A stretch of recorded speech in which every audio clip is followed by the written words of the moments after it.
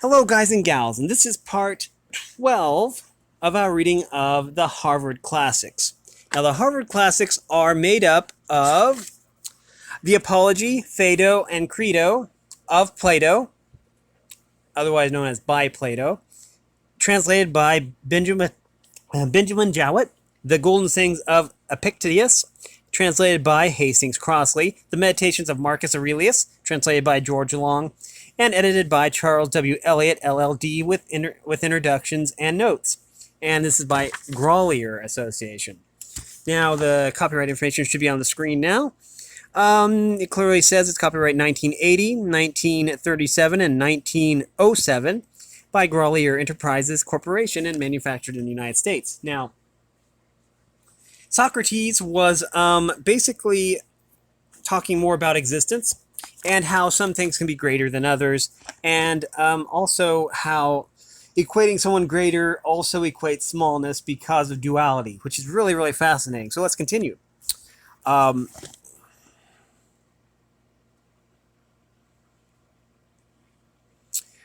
This is your way of speaking, and yet, when you say that Simmias is greater than Socrates and less than Phaedo, do you not predicate of Simmias both greatness and smallness? Yes, I do. But still you allow that Simmias does not really exceed Socrates, as the words may seem to imply, because he is Simmias, but by reason of the size which he has, just as Simmias does not exceed Socrates because he is Simmias, any more than because Socrates is Socrates, but because he has smallness when compared with the greatness of Simmias. True. And if Phaedo exceeds him in size, that is not because Phaedo is Phaedo, but because Phaedo has greatness relative to Simmias, who is comparatively smaller. That is true. And therefore, Simmias is said to be great and is also said to be small because he is in a mean between them, exceeding the smallness of the one by his greatness and allowing the greatness of the other to exceed his smallness. He added, laughing, I am speaking like a book, but I believe that what I am saying, what I am now saying is true. Simmias assented to this.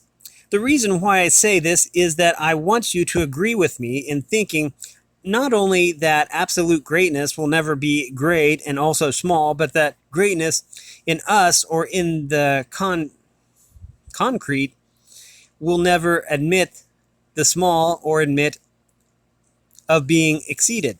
Instead of this, one of two things will happen. Either the greatness will fly to retire before the opposite, which is the less, or at the advance of the less will cease to exist, but will not, if allowed, but will not, if allowing or admitting smallness, be changed by that, even as I, having received the and admitted smallness when compared with Simmias, remain just as I was, and am the same small person. And as the idea of greatness cannot condescend ever to be or become small in like manner, the smallness in us cannot be or become great, nor can any other opposite which remains the same ever be or become its own opposite, but either passes away or perishes in the change. That replied Sebes, is quite my opinion. Quite my notion. One of the company, though I do not exactly remember which of them, on hearing this said, "By heaven, is not that the direct contrary of what was admitted before? That out of the greater came the less, and out of the less the greater, and that opposites are simply generated from opposites, whereas now there seems to be utterly denied." Now this seems to be utterly denied. Socrates inclined his head to the speaker and listened. "I like your courage," he said, in reminding us of this, "but you do not observe that there is a difference in the two cases. For then we were speaking of opposites in the concrete, and now of the essential opposite, which, as is affirmed, neither in us nor in nature can ever be varianced, with itself. Then, my friend, we are speaking of things in which opposites are inherent, and which are called after them. But now, after the opposites which are inherent in them, and which given their name, which give their name to them, these essential opposites will never, as we maintained, admit of generation into or out of one another. At the same time, turning to Cebes, he said, "Were you at all disconcerted, Cebes, at our friend's objection?" "That was not my feeling," said Cebes, "and yet I cannot deny that I am apt to be disconcerted." Then we are agreed after all," said Socrates, "that the opposite will never be, in any case, be opposed to itself." "To that we are quite agreed," he replied. "Yet once more let me ask you to consider the question from another point of view, and see whether you agree with me. There is a thing which you term heat, and another thing in which you term cold." "Certainly." But are they not the but are they the same as fire and snow? Most assuredly not. Heat is nor the same as fire, nor is cold the same as snow. No. And yet you will surely admit that when snow, as before said, is under the influence of heat, they will not remain snow and heat, but at the advance of the heat, the snow will either retire or perish. "Very true," he replied. "And the fire, too, at the advance of the cold, will neither retire nor perish. And when the fire is under the influence of the cold, they will not remain as before, fire and cold." "That is true," he said. "And in some cases, the name of the idea is not confined to the idea, but anything else which, not being the idea, exists only in the form of the idea, may also lay claim to it. I may try to make this clearer by an example. The odd number is always called by the name of odd." "Very true. But is this the only thing which is called odd? Are there not other things which have their own name and yet are called odd? Because, although not the same as oddness, they are never without oddness. That is what I mean to ask, whether numbers such as the number 3 are not of the class of odd. And there are many other examples. Would you not say, for example, that 3 may be called by its proper name and also be called odd, which is not the same with 3? And this may be said not only of 3, but also of 5, and every alternate number. Each of them, without being oddness, is odd. And in the same way, 2 and 4 and the whole series of alternate numbers has every number even, without being evenness. Do you admit that?" "Yes," he said. "How can I deny that?" Then now mark the point at which I am aiming. Not only do essential opposites exclude one another, but also concrete things which, although not in themselves opposed, contain opposites. These, I say, also reject the idea which is opposed to that which is contained in them. And at the advance of that, they either perish or withdraw. There is the number 3, for example. Will not that endure annihilation, and anything sooner than be converted into an even number, remaining 3? "Very true," said Cebes. "And yet," he said, "the number 2 is certainly not opposed to the number 3. It is not. And not only do opposite ideas repel the advance of one another, but also there are other things which repel the approach of opposites." "That is quite true," he said. "Suppose," he said, "that we endeavor, if possible, to determine what these are." "By all means." "Are they not, Cebes, such as compel the things of which they have possession, not only to take their own form, but also the form of some opposites?" "What do you mean?" "I mean, as I was just now saying, and have no need to repeat to you, that those things which are possessed by the number 3 must not only be 3 in number, but must also be odd. Quite true. And on that oddness, of which the number 3 has the impress, the opposite idea will never intrude. No. And this impress was given by the odd principle? Yes. And to the odd is opposed the even. True. Then the idea of the even number will never arrive at 3. No. Then 3 has no part in the even. None. Then the triad or number 3 is uneven. Very true. To return then to my distinction of nature, which are not opposites. No, wait. To return then to my distinction of natures, which are not opposites, and yet do not admit opposites, as in the instance 3, although not opposed to the even, does not any the more admit of the even, but always being the opposite into play on the other side. Or as 2 does not receive the odd or fire the cold from these examples, and there are many more of them, perhaps you may be able to arrive at a general conclusion that not only opposites will not receive opposites, but also that nothing which brings the opposite will admit the opposite of that which it brings in that to which it is brought. And here, let me recapitulate, for there is no harm in repetition.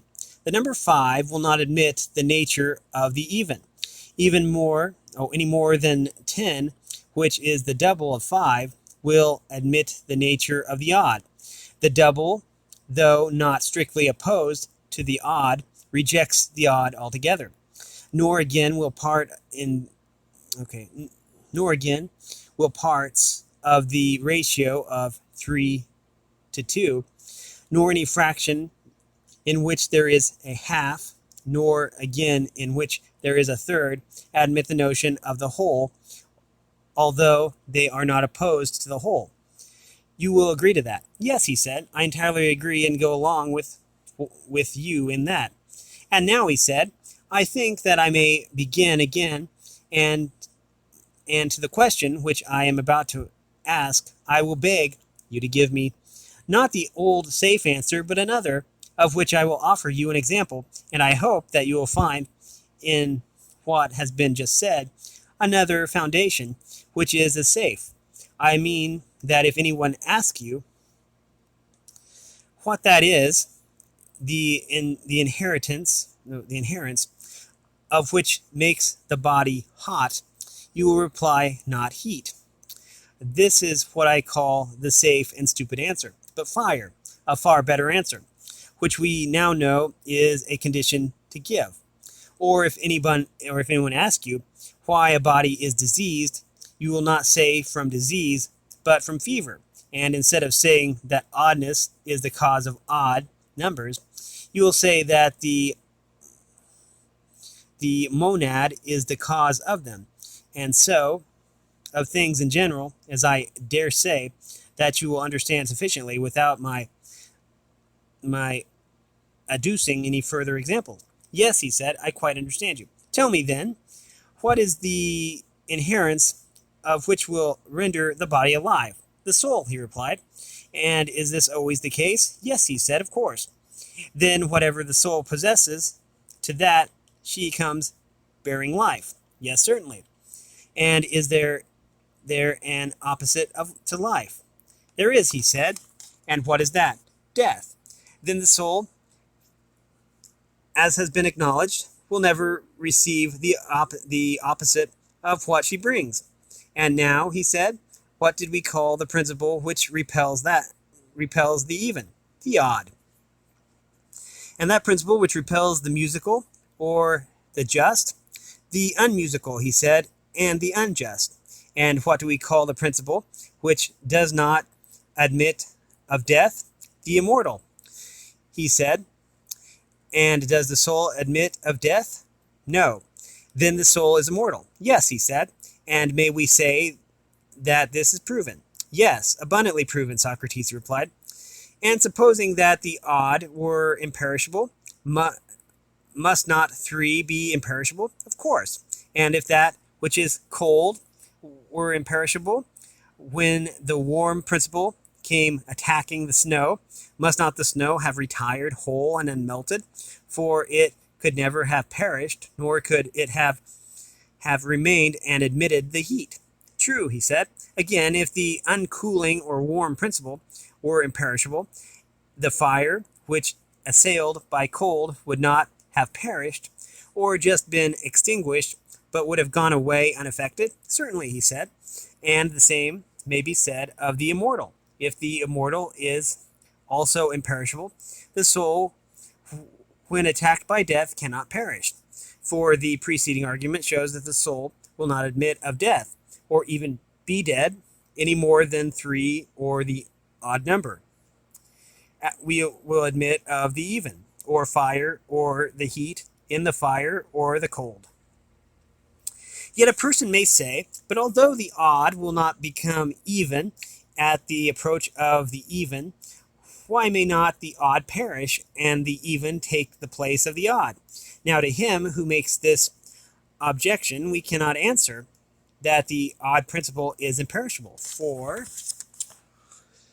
this has not been acknowledged, but if this has not been acknowledged, but if this had been acknowledged, there would have been no difficulty in contending that at the approach of the even, the odd principle and the number three took up their departure, and the same argument would have held good of fire and heat or any other thing. Very true.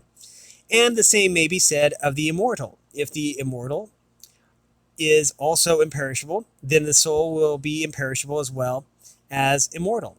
But if not, some other proof of her imperishableness will have been given. Will have to be given. No other proof is needed, he said. For if the immortal, being eternal, is liable to perish, then nothing is imperishable. Yes, replied Socrates. All men will agree that God and the essential form of life and the immortal in general will never perish. Yes, all men, he said, that is true. And what is more, gods, if I am not mistaken, as well as men. Seeing then that the immortal is indestructible, must not the soul, if she is immortal, be also imperishable? Most certainly. Then when death attacks a man, the mortal portion of him may be supposed to die. But the immortal goes out of the way of death and is preserved safe and sound. True. Then, Cebes, beyond question, the soul is immortal and imperishable, and our souls will truly exist in another world. I am convinced, Socrates, said Cebes, and have nothing more to object. But if my friend Simmias or anyone else has any further objection, he had better speak out and not keep silence, since I do not know how there can ever be a more fitting time to which he can defer the discussion. If there is anything which he wants to say or have said. But I have nothing more to say, replied Simmias, nor do I see any room for uncertainty, except that which arises unnecessarily out of the greatness of the subject and the feebleness of man, and which I cannot help feeling. Yes, Simmias, replied Socrates, that is well said, and more than that, first principles, even if they appear certain, should be carefully considered, and when they have satisfactorily ascertained, then with a sort of hesitating confidence in human reason, you may, I think, follow the course of the argument, and if this is clear, there will be no need for any further inquiry. That, he said, is true. But then, O my friend, he said, if the soul is really immortal, what care should be taken of her, not only in respect to the portion of time which is called life, but of eternity? And the danger of neglecting her from this point of view does indeed appear to be awful. If death has only been the end of all, and the wicked would have had a good bargain in dying, for they would have been happily quit not only of their body, but of their own evil altogether, with their souls. But now, as the soul plainly appears to be immortal, there is no release or salvation from evil except the attainment of the highest virtue and wisdom. For the soul, when on her progress to the world below, takes nothing with her but nurture and education, which we indeed said greatly to benefit or greatly to endure the departed at the very beginning of its pilgrimage in the other world.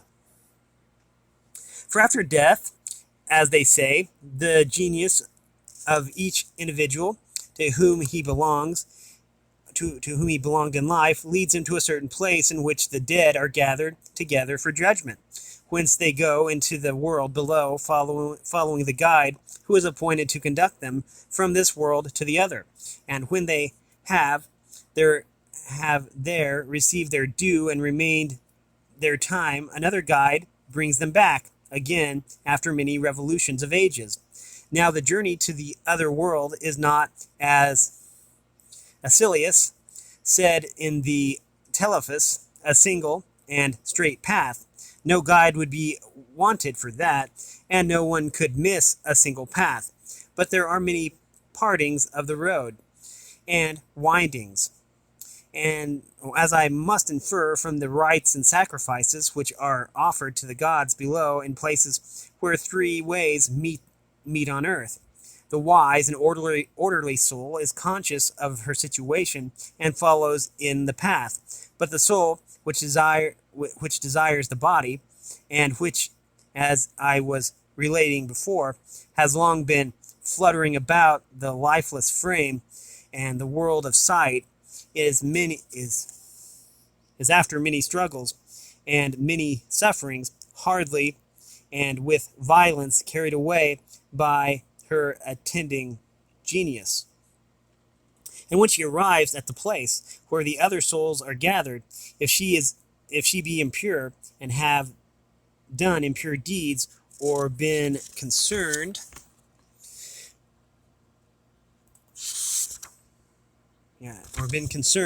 in foul murders or other crimes, which are the brothers of these and the works of brothers in crime, from that soul everyone flees and turns away. No one will be her companion, no one her guide, but alone she wanders in extremity of evil until certain times are fulfilled.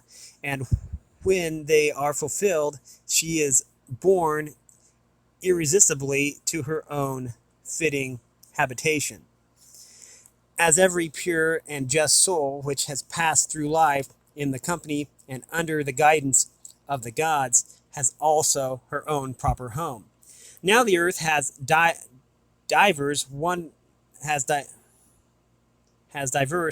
wonderful regions, and is indeed in nature and extent very unlike the notions of geographers, as I believe on the authority of one who shall be nameless.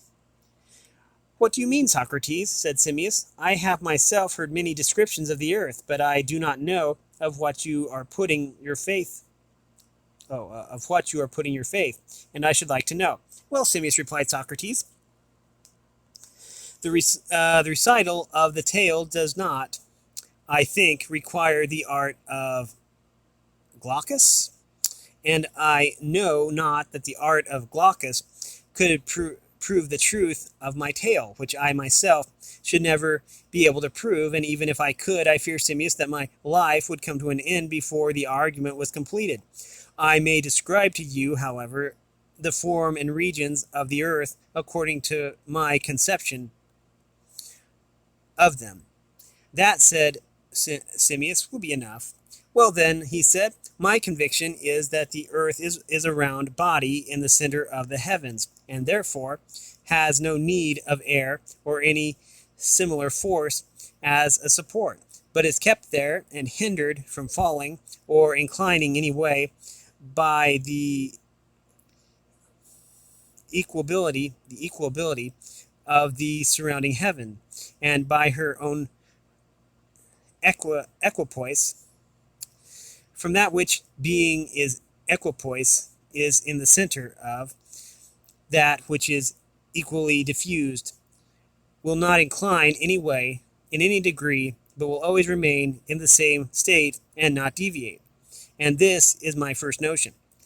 Which is surely a correct one, said Simmias. Also, I believe that the earth is very vast, and that we who dwell in the region extending from the river Phasis to the pillars of Heracles along the border of the sea are just like ants or frogs about a marsh, and inhabit a small portion only, and that many others dwell in many like places. For I should say that in all parts of the earth there are hollows of various forms and sizes, into which the water and the mist and the air collect, and that the true earth is pure, and in the pure heaven, in which also are the stars, that is the heaven, which is commonly spoken of as the ether, of which this is but the sediment collecting in the hollows of the earth. But we who live in these hollows are deceived into the notion that we are dwelling above on the surface of the earth, which is just as if a creature who was at the bottom of the sea were to fancy that he were on the surface of the water, and that the sea was the heaven through which he saw the sun and the other stars, he having never come on the surface for reason of his feebleness and sluggishness, and having never lifted up his head and seen, nor ever heard from one who had seen this region, which is so much purer and fairer than his own. Now this is exactly our case. This is exactly our case, for we are dwelling in a hollow of the earth, and fancy that we are on the surface, and that the air we call the heaven, and in this we imagine that the stars move. But this is also owing to our feebleness and sluggishness, which prevents us from reaching the surface of the air.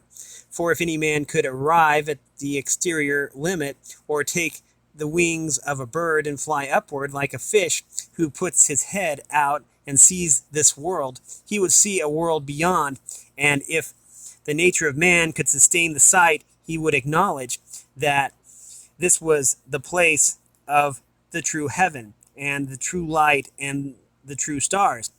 For this earth, and the stones, and the entire region which surrounds us, we are spoiled and corroded like the things in the sea, which are corroded by the brine.